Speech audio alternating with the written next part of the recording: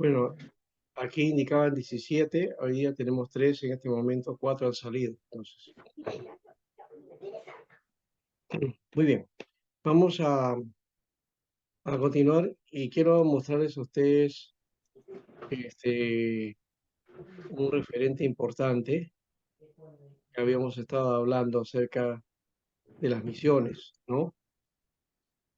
Y aquí quiero mencionar algunas claves de esta etapa, de esta época, desde el 313 al 800, las misiones claves en Europa.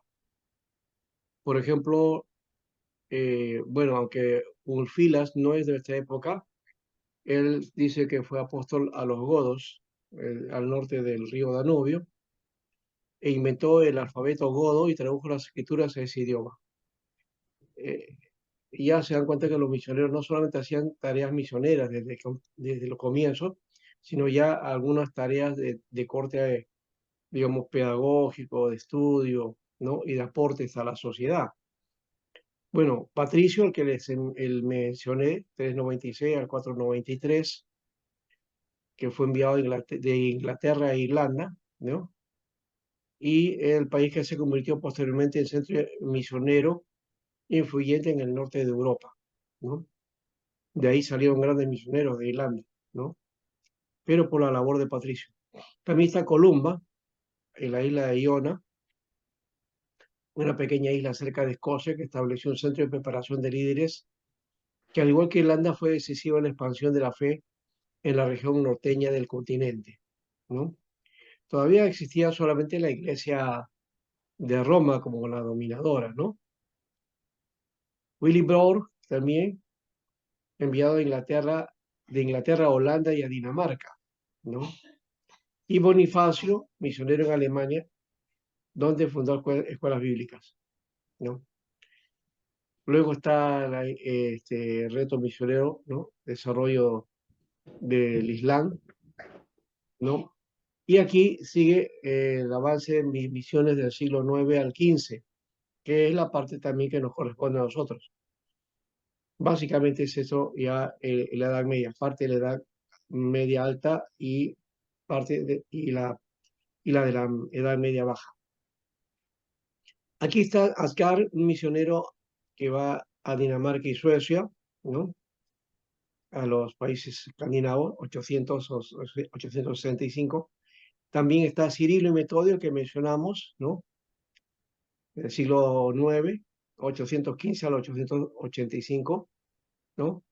Enviados a Constantinopla, de Constantinopla a los eslavos occidentales, es decir, a Bulgaria, Moravia y Bohemia, ¿no? Esa es la Europa Oriental. Desarrollaron el eslavo a escritura y luego tradujeron la Biblia, ¿no? Ese es otro elemento que no mencionamos. Y está también Raimundo Olulio, ¿no? Ya este es el siglo XIII, ¿no? 13 al 14. Eh, Eran parte del proyecto de las cruzadas, ¿no? Eh, una de las cosas que sí se menciona que las cruzadas que no lograron reconquistar Jerusalén, pero sí despertaron el interés misionero, ¿no? Eh, bueno, eso es relativo. Yo no estoy de acuerdo con la idea de invasiones y luego entonces hacer misiones, ¿no? ¿No? Me parece que esas actitudes políticas no debemos acompañarlas, ¿no? Y ni avalar tampoco ese tipo de injusticias, ¿no? Me parece que no es la manera correcta, pero bueno, ahí es una de las formas que también se expandió el Evangelio, ¿no? Ah, otro de los elementos que, este, que también debemos trabajar es esto de aquí. Básicamente está la historia de Cirilo y Metodio, ¿no? Cirilo y Metodio, dos hermanos con un objetivo. Los apóstoles eslavos, así se les denomina a los hermanos Cirilo y Metodio, que nacieron en Tesalónica, hoy día conocido como Salónica. Esto viene a ser Europa Oriental, ¿no? Era una familia de familia senatorial, es decir, eran de cierta condición de nobleza, ¿ya? Pero se dedicaron a trabajar, digamos, de una manera monástica, vivían en un monasterio al lado del Bósforo. eh, los enviaron a Constantinopla en una embajada solicitando un maestro cristiano, ¿no? Y Cirilo fue escogido para esa labor acompañando a su hermano, ¿no? Metodio, acompañado a su hermano, ¿no?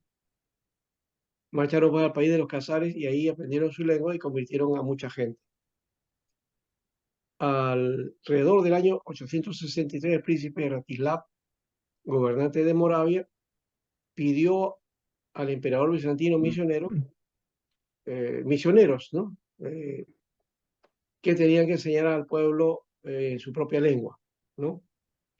Eh, los misioneros que estaban ahí, que eran alemanes, solamente usaban el latín. Así que el emperador y el patriarca Focio enviaron a Cirilo y Metodio. Ellos entonces tuvieron el esfuerzo de aprender el eslavo, ¿no? Dice.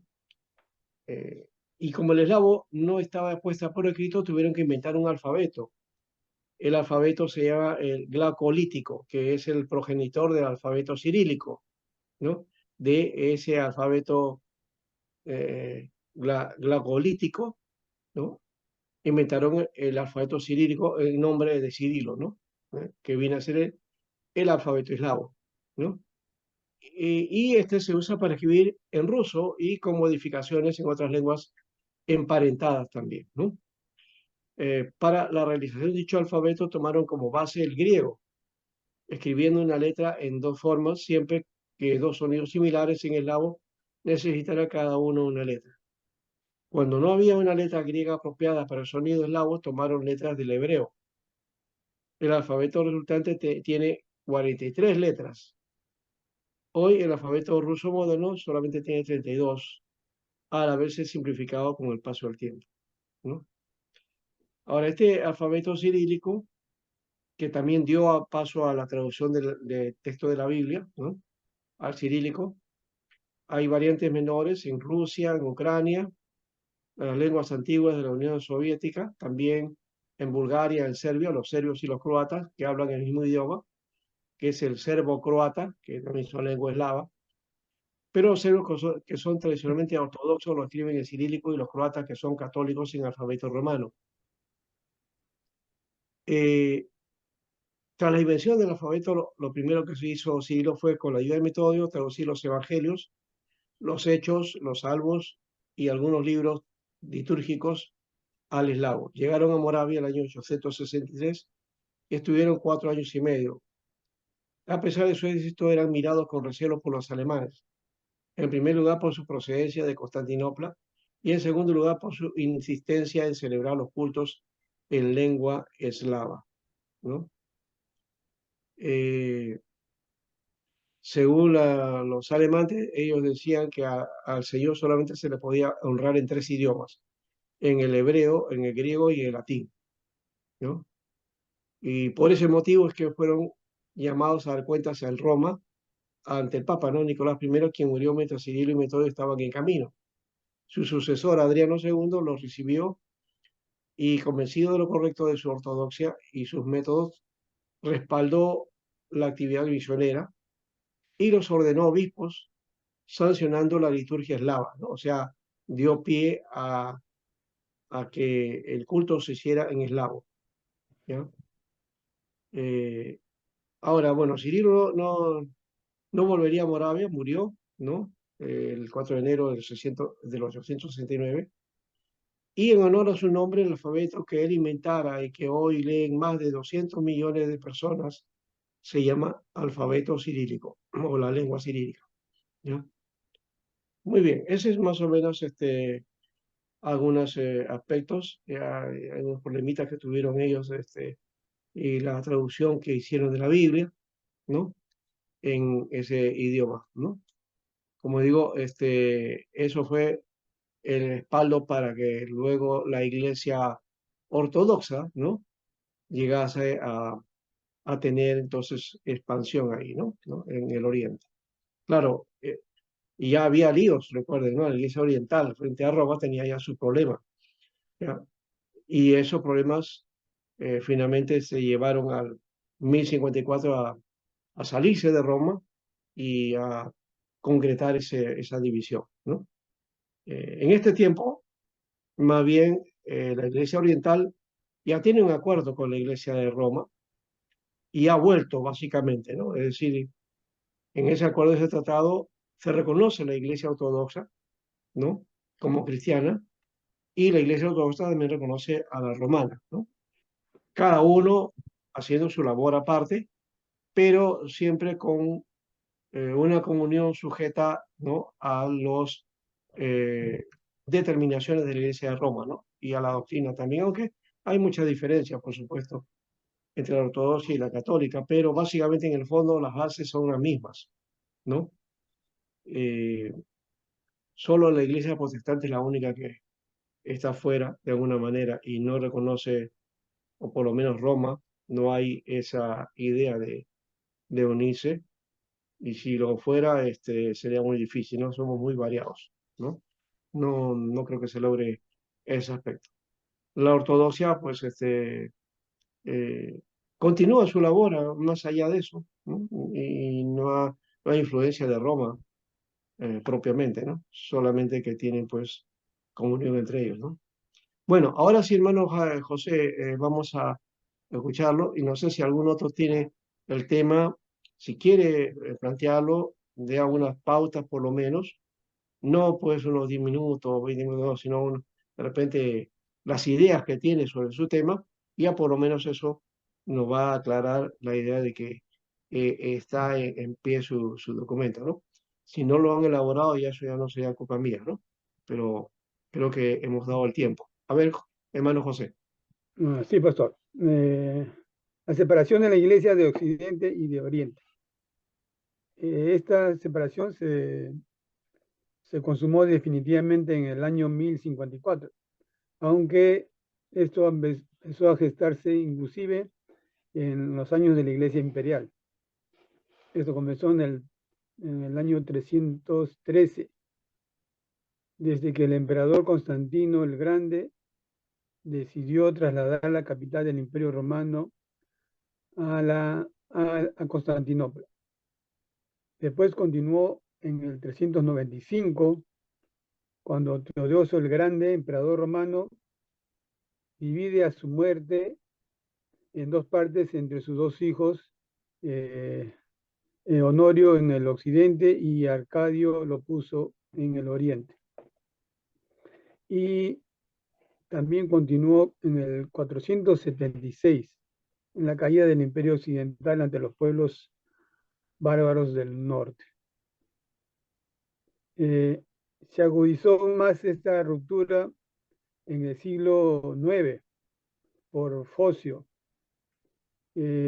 Focio con Ignacio en constantes restituciones y destituciones entre los dos por la sede del Patriarcado de Constantinopla. Y definitivamente se consumó en el 1054 con Miguel I Ceruleano, patriarca de Constantinopla. Eh, Entre las causas que motivaron este cisma que se presentan de tipo étnico, la natural antipatía entre asiáticos y europeos. Eh, y de tipo religioso, las continuas disputas sobre las jurisdicciones episcopales y patriarcales originadas en la división del imperio. Además, la negativa de los patriarcas de Oriente a reconocer la supremacía de Roma sobre toda la cristiandad. También en la intromisión de los emperadores en asuntos eclesiásticos, creyéndose pontífices y reyes a la vez. También tenemos algunas excusas como eh, que los clérigos latinos se rapaban la barba y practicaban el celibato obligatorio, que los sacerdotes de la iglesia romana usaban pan ácimo en la Santa Misa, práctica que ellos consideraban que en Oriente era considerado una herejía. Y, y también la iglesia de Occidente eh, tenían la doctrina que el Espíritu Santo provenía de Dios y de Jesús, y en el Oriente solamente consideraban que era el Espíritu de Dios, nada más. Todas estas controversias pudieron haberse Ya, muy solucionado bien. en un concilio, ¿no? Pero no fue así, pues no.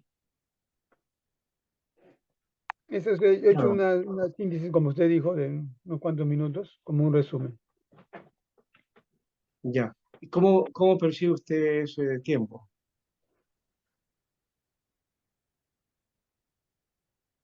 de esa división? ¿Qué es lo que opina acerca de eso? Mm,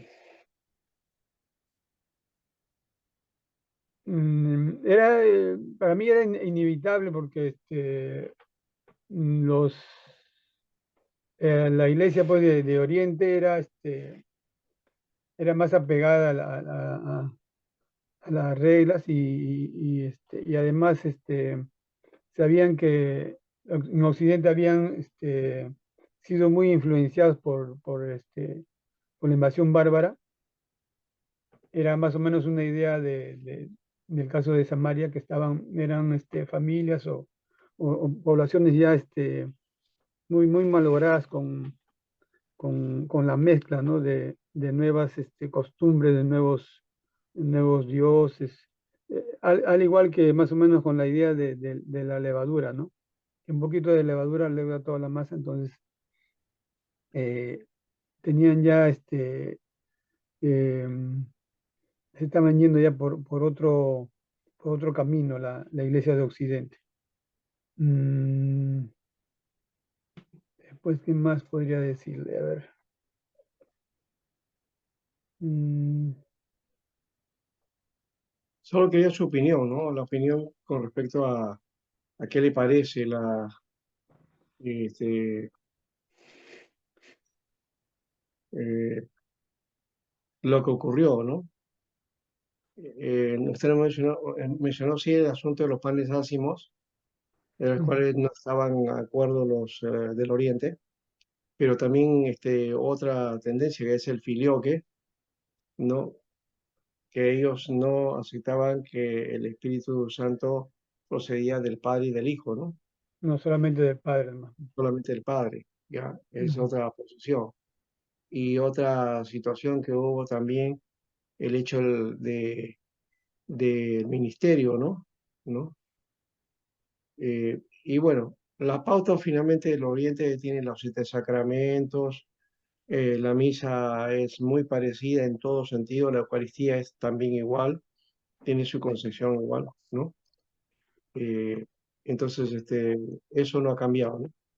Claro, eso así como pudieron haberlo solucionado en un concilio, pero además también se habían como habían un enfrentamiento, pues habían puesto a gente de destituido y depuesto a Focio, a Ignacio y ya se había salido un poco como de control ya. Claro, claro. De todas maneras se dio, aunque no fue por cuestiones básicamente doctrinales, totalmente, sino que Mm. fue por otro problema, ¿no? Muy bien. Este, César, tú enviaste tu trabajo de que es el proceso Babá, ¿no?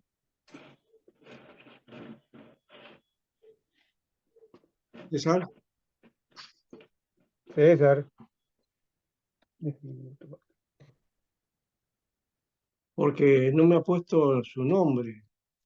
Póngale nombre a sus trabajos, ¿sí? Porque Pastor, sí le mandó, dice historia de la iglesia medieval, pero no abriendo dice papal. el proceso papal, pues. Así es, pastor. Ya, no tiene nombre, por eso es que estaba mencionando. Ya. Sí, sí, solamente puse, pero abriendo, dice papal. No, ya sé, pero es necesario que ponga su nombre, porque no soy adivino. Tiene razón, pastor. Disculpe, de verdad. Voy a mandarlo ahorita, de nuevo. No, ¿Le repito? ya le he puesto, no hay problema. No, no. Pastor, Ok, yo pastor. también ya le envié mi trabajo, pastor. Sí, sí, ya lo vi. Ya. Ya, ya está acá. Entonces, bueno, ¿quién otro más, para que exponga? En realidad, en esta etapa estamos saltando de un lado a otro, pero he querido darle una línea, ¿no? De horizonte, por eso es que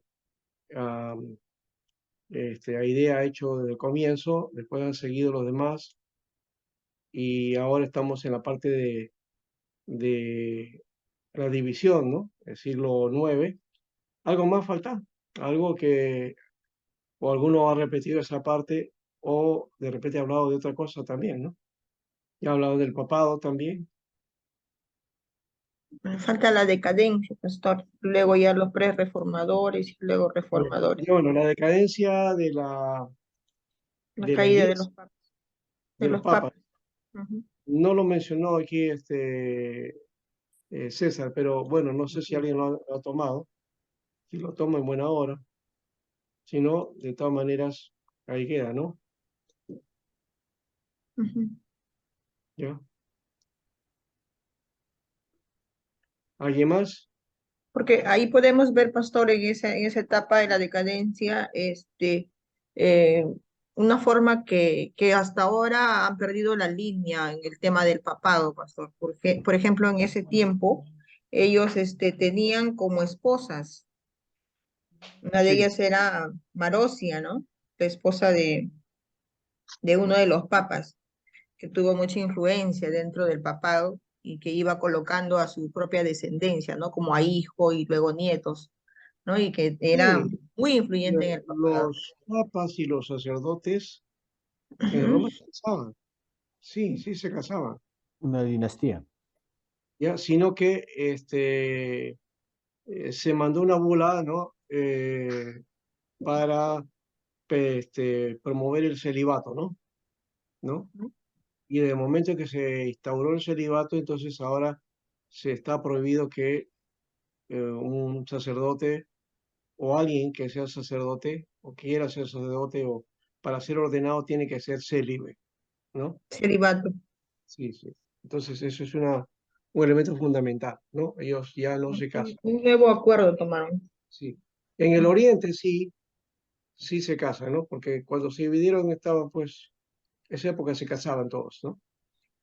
Y la Ujú, reforma también, ya en la época de la reforma ya había celibato, ya había celibato. Entonces, la Iglesia Reformada vuelve nuevamente a que los ministros, entonces, uno de los elementos para hacer el ministerio es que tiene que ser casado, ¿no?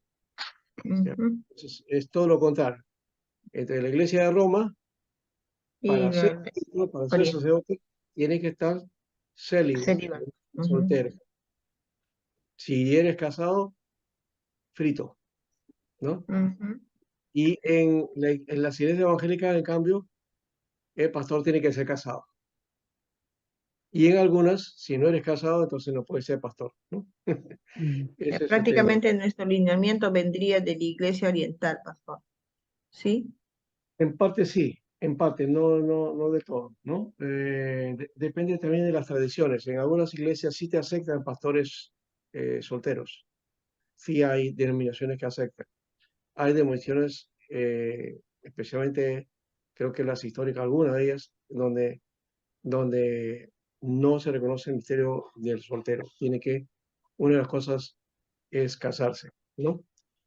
Pero hay otras iglesias que vuelvo a repetir que sí lo hacen y Resumen están la haciendo. historia de la iglesia medieval. ¿Quién habló? Escuché una voz que habló de la iglesia medieval, nada más. No, se me pasó, Hermano se me José, pasó, se me pasó de una enseñanza del pastor Floriano. Ah, ya, ya, ya, ya. Ah, bueno, pues sí estaba hablando ya. está bien. No se Ujú. escuchó, pero con un micro que entraba desde abajo. Mm, Bueno, entonces, Carlos, ¿no hay otro más que quiera compartir? A grosso modo, su idea, su concepto, su tema, de repente, ¿no? O la idea que tiene, de repente, de la temática, porque de todas maneras tiene que ser, ¿no? Wilson, por ejemplo, ¿no? Por el caso de Daniel, Iván, Max o William, los que están aquí, ¿no? Porque ya lo demás, Yamis pidió permiso, am, nuestra hermana Leila ya no está, puede ser la señal, como dice, ¿no? Laila debería ser, ¿no? Ellos, en hebreo significa noche, Laila. Así que cuando nos despedimos debemos decir, Laila Top, buenas noches, Laila Top.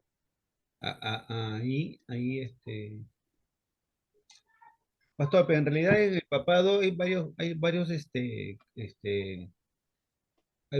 digamos, para hablar. Digamos, está leyendo acá que usted mandó el libro del cristianismo sobre el Sí, espíritu reformista cautiva al papado también. Es interesante también esto. ajá. ¿Sí? Claro, la reforma, el protestantismo se enfrentó al papado, ¿no? Nuestra naturaleza es antipapa. Ahí siguió Y la Mm, lucha el papado entre los romanos, de las partes sucesivos emperadores, dice.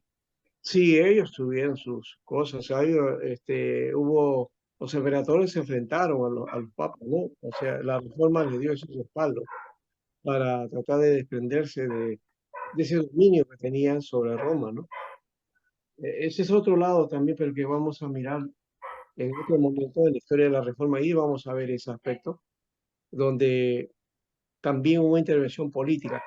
Algo que no hemos mencionado es que está entre líneas, todo lo que han hablado ustedes está marcado ahí, pero ocurre que no lo hemos mencionado, ¿no?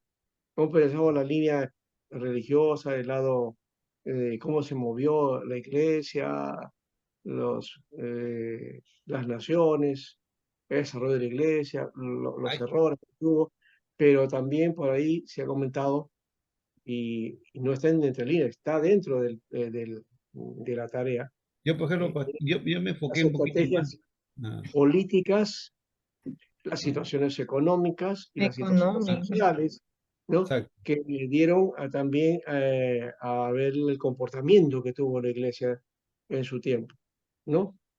El caso, por ejemplo, La influencia que sí, tuvo en el reinado claro, por en eso el es que el desprendimiento también, Oriente no solamente se desprendió por el lado religioso, también se ve por el interés del dominio político, ¿no? Y de la situación social, ¿no? Eso también es otro elemento que le restó a Roma, aunque Roma siguió teniendo el dominio por el lado occidental, ¿no? La iglesia occidental, sí. Sí, pero eh, el Imperio Bizantino continuó, ¿no? Y se forjó una iglesia oriental que hoy está venida menos en el sentido de la historia en general. Si nosotros trabajamos la historia de la iglesia, generalmente la historia la abarca la iglesia de Roma, ¿no? Y toda esa etapa de la Edad Media es básicamente romana, Básicamente romano. ¿ya? Pero muy poco trabajamos del Oriente, y ya yo les mencioné algo del Oriente, de quiénes son los que están por ahí, ¿no? Desde Onfilas, ¿no? Hasta el lado de Metodio y los demás, ¿no? Que estuvieron también en esa tarea. Y que al hacer la tarea en el Oriente, posteriormente esa iglesia, iglesia que va a surgir de ese lado, que va a salir de Roma, va a tener mucha influencia en el lado oriental, ¿no? Hasta hoy día. Rusia es ortodoxa, Ucrania es ortodoxa, Bulgaria es ortodoxa, Sí. Rumanía es ortodoxa. Los países escandinavos, muchos de ellos, algunos protestantes y otros ortodoxos, ¿no? Todos los países del lado del Rin, toda las naciones eslavas, ¿no? Tienen tradición oriental, ¿no? Entonces, la Iglesia oriental es muy rica de alguna manera dentro de esa cultura, ¿no? Y muy de mucha influencia, ¿no? Algo que no, que nosotros no tomamos en cuenta, ¿no? ¿No? Otro caso, por ejemplo, en Turquía. En Turquía, si bien la mayoría es islámica, ¿no? Es musulmana, Claro. pero del lado cristiano está el Oriente, la Iglesia Oriental ahí, ¿no? Hay un patriarcado ahí, ¿no? Entonces, eh, creo que ese lado no lo hemos tomado en cuenta. Pero claro, eso es menor a lo que fue el dominio de Roma, ¿no? Y que persistió hasta nuestros días, ¿no? ¿No? Ya no con el dominio de esa época que estamos viendo, que es la Edad Media, donde tuvo su poder, su fuerza, su dominio político, social, religioso, todo, ¿no? Nadie podía disentir de la Iglesia de Roma. Si alguno hablaba mal de la Iglesia o enfrentaba a la Iglesia frente a los errores que tenía, simplemente era reo de muerte, ¿no? Sí, Entonces, lo encarcelaban hasta envenenarlo. ese es Ujú. uno de los elementos que logra la Iglesia de Roma, ¿no? En su dominio, ¿no? Algo que no era imaginable en los primeros siglos, ¿no? Que una iglesia trate de tener ese tipo de comportamiento y en vez de predicar la vida es promocionar la muerte, ¿no? Eso creo que es un dato muy importante, ¿no? Entonces, lo político siempre estuvo ahí, el dominio político, ¿no? Por el dominio del Papa, ¿no? Frente a las naciones. El dominio del poder del papado. Claro, y también el asunto económico, ¿no? Entonces, porque estaban subyugados a ellos, todos los países sujetos a Roma tenían que dar su eh, no sé si ofrenda o diezmo o algo parecido a eso, ¿no? Su dieta, ¿no? Que le Sus, correspondía para sus impuestos. que Roma pues recogía, ¿no? De estos estados romanos, ¿no? Bueno, cuando viene la reforma, entonces eso cambia, ¿no? ¿No? Y el papado pierde muchos estados en Europa, ¿no? Esos estados se convierten en estados protestantes, pero eso vamos a verlo en la próxima, ¿no? En la próxima lo vamos a ver. Bueno, ¿nadie tiene entonces algún temita por ahí? Mm. Carlos iba a cerrar. ¿Ah? Carlos iba a cerrar con los Sí, porque hay la gente que prerreformadores. está esperando, ¿no? Pero estoy dando por a los demás también. Wilson Ya, Carlito, no se convénceme. pronuncia, Ya no cierro sé mi micro. si Wilson está en la calle, está en la avenida Wilson, ¿no? Está en la calle. Nos vamos todo al occidente. Todos al occidente o al oriente. No, al oriente, mejor, pues. Pastor, Estaba muy contaminado el occidente. Ah, pastor, Si no en la vamos al occidente, época, pastor, en la vamos época a Guate. medieval, los papas tenían bastante poder, pastor. sí, claro. Sí, Creo una Inclusive que temporada. ellos fueron los quienes nombraban a los reyes. a los reyes, emperadores, y los Sí. emperadores tenían que estar sujetos a los papas. Ellos tenían todo dominio. Sí, Todo, sí. tanto Todo político eso. como religioso. Sí, sí. Más que los Absolutamente. pastores en el momento. Muy bien. Bueno, Carlos, entonces, ahora sí háblanos Ya, justamente de Carlos, tú mismo eres Carlito. ese Vamos al panorama oriente. en el que los papas dominaban, la religión dominaba, la economía estaba dominada por el papado y todo poder que había. ¿Qué sucedía en los demás, en los creyentes? A ver, ¿qué pasaba? Ajá, los pre-reformadores. Bueno, please. Y ahora sí. Bueno, hermanos, voy a exponer mi trabajo, los pre-reformadores. Los pre-reformadores, eh, según la introducción, los pre-reformadores son considerados los líderes cristianos y pensadores teológicos que a pesar de vivir antes del siglo XVI, sentaron las bases para la introducción de la Reforma Protestante en el siglo XV, y fue un movimiento clave en la historia del cristianismo, pero fueron antes de Lutero, de Calvino, ¿no? Y hubo una serie de teólogos y reformadores que cuestionaron la autoridad de la Iglesia Católica y sentaron las bases para la reforma, ¿no? Esta es una pequeña introducción. A continuación vamos a mencionar quiénes fueron estos pre-reformadores, ¿no? Que fueron antes, pues, de Calvino y Lutero, ¿no? Que formaron la base de la reforma, ¿no? Tenemos aquí a John Wycliffe, ¿no? Wycliffe. Wycliffe, ¿no? Wycliffe. Fue un teólogo inglés que se opuso a la autoridad papal, justamente que están hablando, y defendió la autoridad de la Biblia. Él creía que la Iglesia Católica estaba corrompida y necesitaba ser reformada. Una de sus mayores contribuciones fue la traducción de la Biblia al inglés, para que todos los fieles pudieran leerla y comprenderla. También cuestionó la enseñanza de la transubstanciación y defendió la idea de que la comunión era un símbolo de la presencia de Cristo, ¿no? Él fue un teólogo y académico inglés que se destacó por su papel en la traducción de la Biblia, ¿no? Como comentamos en un momento. Una de sus contribuciones más significativas fue su apoyo al movimiento de Loyola, que promovía la lectura y el estudio personal de la Biblia, en lugar de la dependencia de la Iglesia y sus líderes para la interpretación de las Escrituras. Abogó por la idea de la autoridad del pueblo y defendía el derecho del cristianismo, de los cristianos comunes, e interpretar la Biblia y practicar su fe sin la influencia de la Iglesia Católica, ¿no? Bien, tenemos a Jan Hus, fue un teólogo reformado checo que cuestionó también la autoridad de la Iglesia Católica y defendió la autoridad de la Biblia. Hus también se opuso a la venta de indulgencias y la corrupción en la Iglesia. Defendió la idea de que la comunión era un símbolo y no la presencia real de Cristo.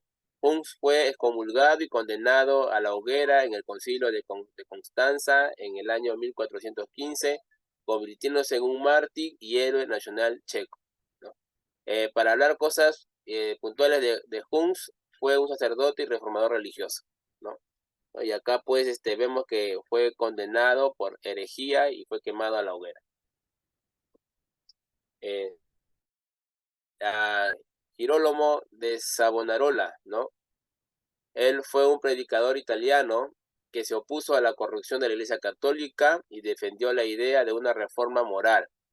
Savonarola se convirtió en líder de Florencia y estableció un régimen teocrático que intentó purificar la ciudad de la corrupción y el vicio.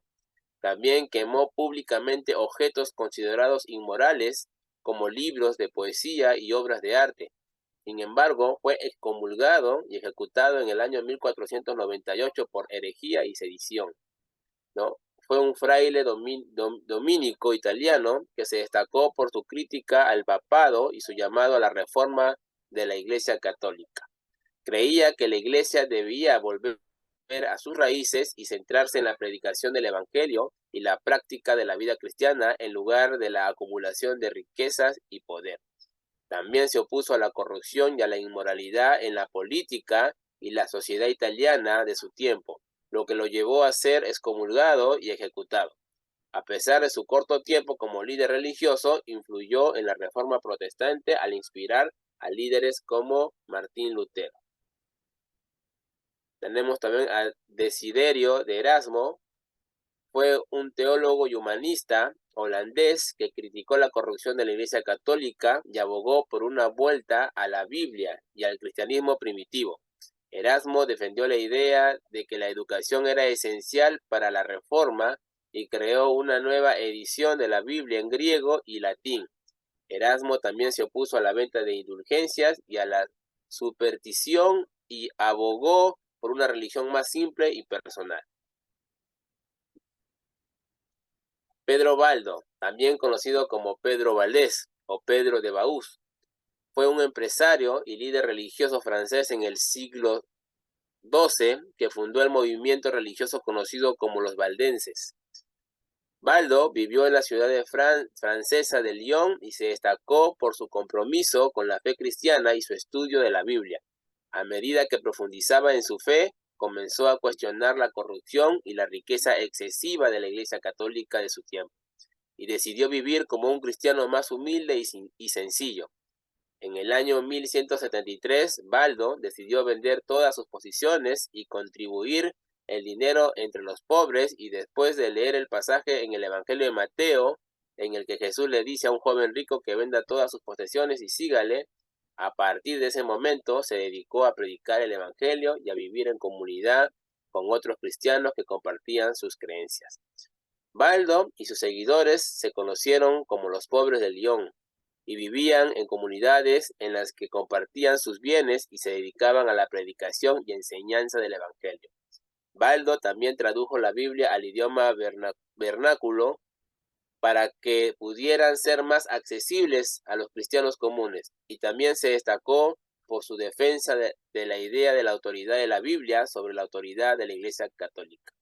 La influencia de Baldo y los valdenses se extendió por toda Europa, y a pesar de la persecución y la oposición de la Iglesia Católica, el movimiento sobrevivió y continúa existiendo en la actualidad, ¿no? Este era Pedro Baldo, ¿no? También tenemos a John Cullen. Fue un clérigo inglés y humanista que se opuso a la corrupción de la Iglesia Católica y abogó por una vuelta a la Biblia y al cristianismo primitivo. Cullen fue uno de los fundadores del Colegio de San Pablo de Londres, ¿no? Y bueno, estos son algunos, ¿no?, de los pre-reformadores, ¿no?, que fueron, como explicamos al inicio, ¿no?, ellos fueron los que sembraron la base, ¿no?, para que la reforma protestante continúe, ¿no?, a través de Martín Lutero y sus predecesores, ¿no? Eso es todo lo que quería compartirles. Muchas gracias. Muy bien, Carlos. Has presentado a los pre-reformadores y has mencionado a varios también. Dentro de ellos, vamos a tratar de explicar también con algunos detalles. En cuanto a Wycliffe, él fue el precursor inglés, ¿no?, que tradujo la Biblia al inglés, ¿no?, que para esa época estaba prohibido. Y él formó un movimiento, ¿no?, llamado los Lollardos, o los Lollards, ¿no? Tú leíste Loyar, ¿no? Cuando veas doble L en una palabra inglesa, nunca se pronuncia ella, no tienen ella los ingleses. Lollards, ¿no? Por eso es que el movimiento de Wycliffe se conoce como los Lollardos, o se conocía así, como los Lollardos, los seguidores de Wycliffe, ¿ya? Ese es uno. También mencionaste, creo, por ahí el caso de Jerónimo de Savonarola, ¿no? Girolamo, lo ha puesto ahí, Savonarola, que mencionaste que era un dominico, ¿no? Mencionaste que era el sacerdote dominico, es dominico, ¿ya? Dominico. Eso tiene que ver con la pronunciación. El otro es el caso de Erasmo de Rotterdam, que tú lo presentas como protestante, como pre-reformador. En realidad, Erasmo vivió en la época de la Reforma, más bien, ¿no? Él vivió en la época de la Reforma. Jerónimo fue humanista, ¿cierto? Eso es lo que mencionas tú, pero nunca él se pronunció como protestante o reformador, tampoco católico, ¿no? No está reconocido como eso. Más está conocido como humanista, él es el forjador del humanismo. Y hay un detalle que no mencionaste, ¿no?, que es el que ahora las iglesias evangélicas se pelean por ese motivo. Él es el que Erasmo tradujo al griego, nos dio un texto al griego del Nuevo Testamento, ¿no? Sí lo mencioné, pastor. ¿Lo mencionaste? Ya, Sí. él hizo un detalle diferente, o sea, generalmente se traduce la Biblia a los idiomas vernáculos, como tú me mencionas, cuando se El habla, griego y el latín. sí, cuando se habla del idioma vernáculo es idioma del pueblo. Eso es lo que ocurrió con Wycliffe y también con Baldo, ¿no? En el caso de Erasmo, Erasmo hizo lo inverso. No se tenía un Nuevo Testamento del griego entero, completo, no se tenía en la época de Erasmo, no había ese texto, ¿ya? Entonces, hubo esfuerzos desde la Iglesia de Roma también de hacer, de dejar un compilado el texto de la Biblia, tanto en hebreo como en griego, ¿no? Y ahí está un personaje español, ¿ya? Que eh, ahorita me olvido el nombre de este personaje, pero que fue el que basó o desarrolló un texto de la Biblia, ¿no? Que se va a llamar después la Biblia Complutense, ¿ya? ¿Ya? La Biblia Complutense o también la Biblia Políglota, ¿ya? Esa Biblia, el Nuevo Testamento, por lo menos, ¿no? Es un trabajo que ya estaba hecho en la época en que Erasmo estaba haciendo también su tarea, pero ahí está, Francisco Jiménez de Cisneros fue el que trabajó esta tarea, ¿no? De la edición de la Biblia Complutense, la Biblia completa, ¿no? Que incluye ediciones del Nuevo Testamento en griego y la Septuaginta y el Targum Onkelos también. Así que esa fue una tarea importante, pero ya lo tenían, en realidad faltaba el imprimatur, es decir, la autorización papal, ¿no? De Roma para que se publicara. En ese interín, ¿no? Se imprimió en 1514 y 1517, pero debido al privilegio exclusivo de Erasmo, ¿no? La distribución de la Complutense se retrasó hasta que el Papa León X lo sancionó en 1520, se le dio el imprimatur ahí, ¿no? ¿Ya? Y se amplió hasta 1522, ¿no? En ese caso, el Cisneros murió en 1517 y no vio publicada su obra, ¿no? ¿No? En cambio, la obra que hizo Erasmo fue publicada en 1500, si no me equivoco, 14 o 19, por ahí fue más o menos. Él se adelantó, ¿ya? Pero fue solamente el Nuevo Testamento, ¿ya? Y elaboró un Nuevo Testamento en griego, a partir de los textos latinos y algunos documentos de griego del Nuevo Testamento, ¿no? Ese documento lo revisa posteriormente Erasmo, hace unas 3, 4 revisiones, hasta 5 revisiones hizo, creo, pero a partir de la tercera, creo, en la tercera y cuarta, es que se va a tomar eso como base para desarrollar un documento del Nuevo Testamento que va a llevar a lo que hoy conocemos como el Textus Receptus. Así que algunos que son promotores del Textus Receptus, que ellos dicen que es el texto recibido, es el verdadero, que viene de la época de los apóstoles, no, eso viene de la época de Erasmo. Erasmo hizo eso, ¿ya? ¿Y por qué hoy día hay conflicto con eso? Porque la Reina Valera está hecha en base a esa publicación de Erasmo, ¿ya? Los textos nuevos que se descubrieron en el siglo XIX, ¿no? Tischendorf, ¿no? Y estos manuscritos de alejandrinos, ¿no? Tanto de la Biblia y del Nuevo Testamento. Ahí está el texto sinaítico, también el Vaticano, el Códice de Efrén, ¿no? El Códice de Besa, que es el texto bizantino. Bueno, todos esos documentos son hoy día la base para la traducción del texto a diferentes traducciones ahora, a diferentes lenguas, ¿ya? A partir del griego, ¿no? Entonces, eso es de referente, ya no es ahora Erasmo, ¿no? Por lo menos en el Nuevo Testamento estoy mencionando, ¿no? Estamos hablando de esos manuscritos a partir del Nuevo Testamento, porque también los textos alejaneros tienen el Antiguo Testamento también, pero el Nuevo Testamento por lo menos, ahí es un referente importante, ¿no? Para el texto del Antiguo Testamento está el texto masorético, y hoy día ya está en publicación también el texto del Mar Muerto, los rollos del Mar Muerto, que también se están incluyendo ahora en las nuevas traducciones, ¿no? Bueno, eso solamente que en pequeñito, ese detalle de Erasmo, ya que lo mencionaste, ¿no? Y para tomar en cuenta ese detalle nada más, ¿no? Entonces, y no nos peleemos por ahí, algunos encontrará a alguien eso que habla acerca de eso, acerca de, no, que el texto recepto, que no sé cuánto, que es el verdadero.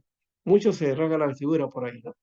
Tampoco hay que rasgarnos las vestiduras por los textos críticos, ¿no es cierto? Por los alejandrinos, sinaíticos, tampoco. Son los referenciales para tener el texto que no tenemos, el texto original no lo tenemos, ¿no? ¿No? Y entonces ahí está el consenso de cómo poder establecer el texto y las traducciones. Por eso que las traducciones, cada una difiere una y otra, ¿no? ¿No? Y hay que tener varias traducciones para entender entonces qué es lo que quiere decir el autor, porque alguno puede haber dicho una cosa o traducido de una manera, o se ha referido al texto de acuerdo a una tradición de texto, ¿no? Por ejemplo, hay dos tradiciones en el Nuevo Testamento en griego, ¿no? Una es la del texto receptus de Erasmo y la otra es del texto crítico, ¿no? De los textos de Tischendorf, ¿no? Entonces, esas son las dos corrientes. Finalmente, como decía un profesor, el texto de Erasmo, el texto receptus es un texto crítico también, porque es un texto elaborado, desarrollado, a partir de documentos que tuvo Erasmo en su momento, ¿no?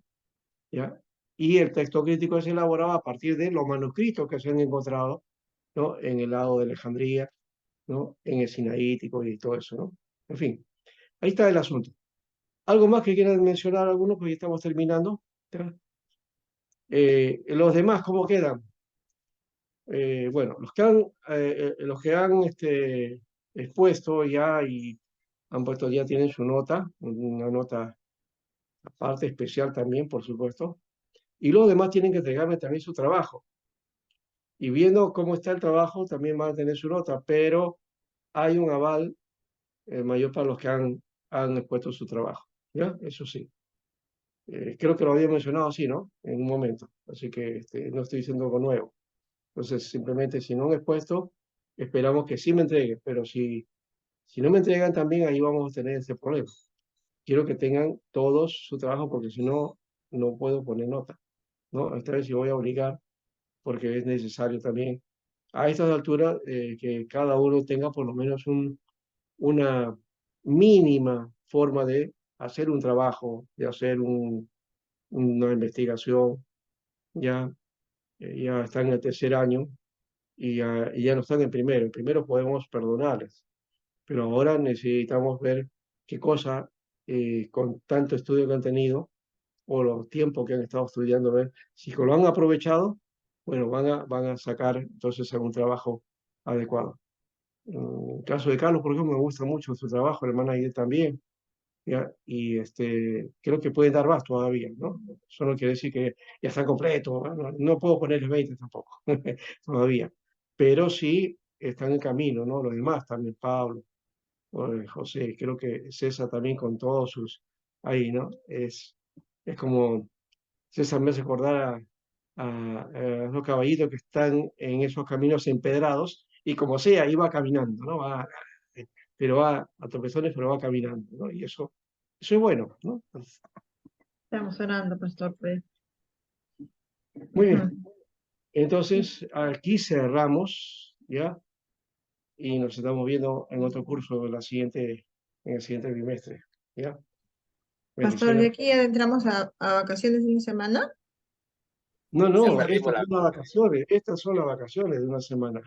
Yo Ah, les dije por eso, Ah, ya. el lunes pasado hubieran tenido su su tarea, su curso, este curso, y ya no había necesidad, estaban pasando las vacaciones, pero, y digo, pero el lunes que viene están en vacaciones. Bueno, Sí, ya estamos en vacaciones. Entonces. claro, están en vacaciones. También tenemos clase con el profesor Antonio también. el jueves. El jueves tenemos clase. El jueves y el lunes de nuevo. No, el No mañana, tenemos clase de vacaciones. mañana el jueves. Entonces, bueno, traten de descansar lo que se Mañana ya pueda. no, pero jueves sí. Pues sí, bueno, de todas maneras, ya pues se hizo así, ¿no? ¿Qué va a hacer? En todo caso, aproveche las medias vacaciones. Gracias, pastor. Gracias por sus Pequeño enseñanzas. descansito de algunos, ¿no? Al final, la próxima semana se empieza igual, ¿no? La próxima semana, el 14 empieza de nuevo el curso, ¿no? Vamos a orar. Padre bendito, gracias, Señor, por este tiempo, gracias por la intervención de los estudiantes, la acción también y la reacción de cada uno. Y también los que están aquí y que quizás no han participado o no han hablado, pero creo que también están aprovechando este espacio para aprender aún con el oír también, como dice tu palabra. El oír es importante, pero oír realmente, plenamente. Gracias, Señor, por eso.